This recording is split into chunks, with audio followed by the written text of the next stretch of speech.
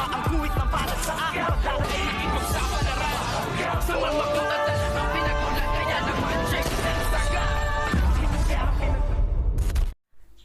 Good morning and welcome sa aking munting channel. Mapag-aalaman nga nitong si Tanggol kasama ng kanyang grupo na ang pagsugod pa nila sa mga bakartel ay sinadya at sinet up pala talaga sila nitong ang si General Pacheco, kung kaya't dito nga ay mapag-aalaman nilang isang setup at planado palang lahat ito ni General Pacheco dahil meron nga siyang isang hidden agenda kung bakit niya ito ginawa.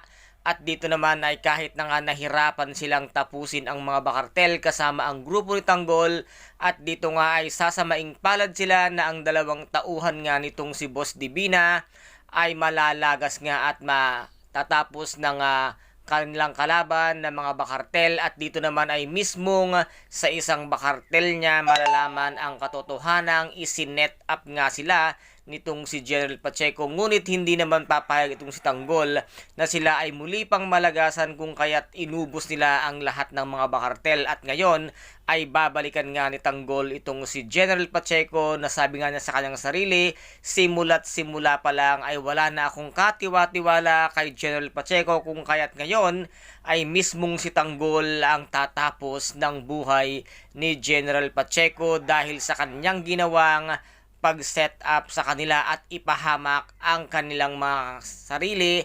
At sa ngayon dahil nga kay General Pacheco ay nalagasan si Boss Divina ng dalawang tauhan, kung kaya't ngayon ay matitikman ni General Pacheco ang lupit at ganti nitong si Tanggol dahil sa ginawang pagtraidor sa kanya, kung kaya't ganun na lamang pala ang kanilang hatian. Kaya't dito nga ay patuloy pa kayang magiging taga-suporta nitong si Tanggol itong si General Pacheco, at siya kaya pa rin ang baback up sa anumang mangyayari sa kanila at sa lahat-lahat ng kanilang mga negosyo. Kaya guys, ito po ang ating pakaabangan sa mga susunod na episode dito nga sa FPJ ang Batang Quiapo. At kung nagustuhan po ninyo ang aking videos for today, paki-subscribe na lamang po ng aking channel, paki-like and share para maging update kayo sa lahat ng gagawin kong videos. Maraming salamat po. Ingat, God bless, and bye-bye!